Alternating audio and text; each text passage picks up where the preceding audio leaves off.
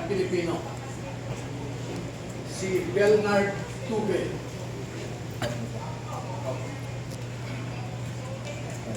Si Ross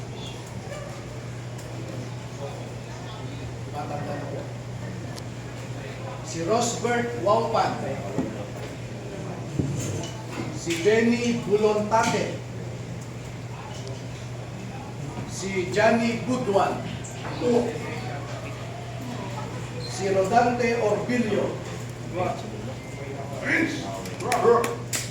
Lady Boy Julian, Christopher Esquivel,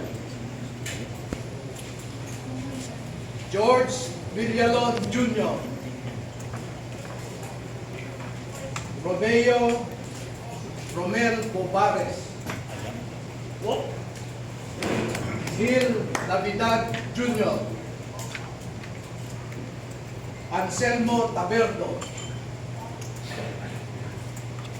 Walter Manalansan, Jolly Cabiao, Romel Galamon, Cecilio Laroder Jr.,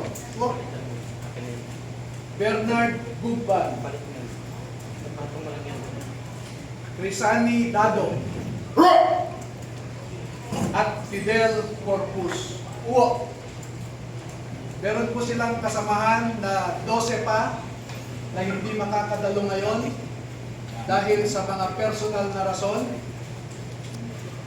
Ang dalawa ay meron silang kasama sa buhay na nagtatrabaho pa sa gobyerno at meron silang pag-aalinlangan na maaaring maapektuhan ang trabaho ng kanilang mga asawa. Yung 10 na hindi pa nakadalo ngayon ay tinatawag po na second batch. At lalabas din po sila sa tamang panahon. Bigyan ko po kayo ng halimbawa ng nilalaman ng kanilang affidavit. At kung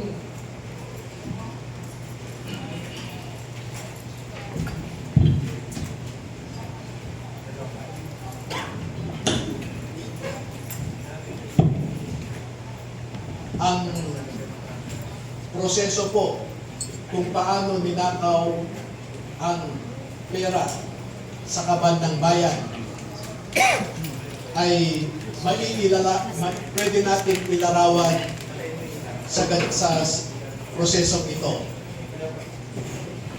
Marami pong contractors sa buong Pilipinas na napromesahan ng proyekto at hindi pa nila nakukuha ang kontrata ay nag-uumpisa na silang mag-remit kay Ginoong Saldico doon sa kanyang bahay sa Valle Verde Phase 6 sa Pasig City.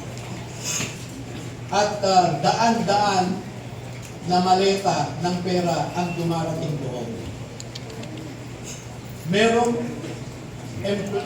Merong employee si Ginoong Saldico na binibilang ang mga pera na dumarating sa Valle Verde 6.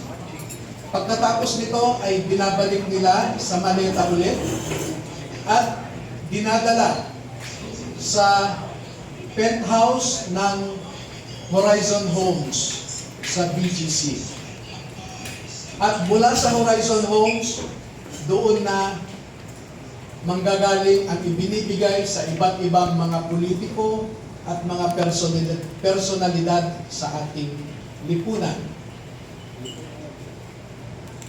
Ang halimbawa po ng proseso ay nag-uumpisa sa pagbilang nila ng pera.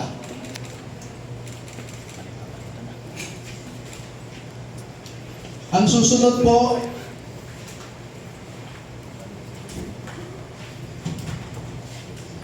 sa larawan sa itaas ay inihahanda ang pera bago isilid sa mga maleta ulit sa Horizon Homes.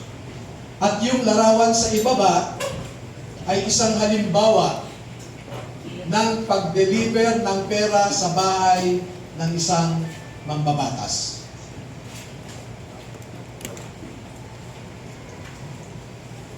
Makikita po ninyo na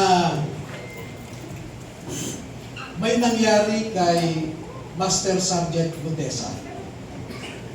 Sa aking tanggap na impormasyon ay napilitan siyang mag-execute ng isang affidavit na kung saan ay sinasabi niya na hindi siya kasali o wala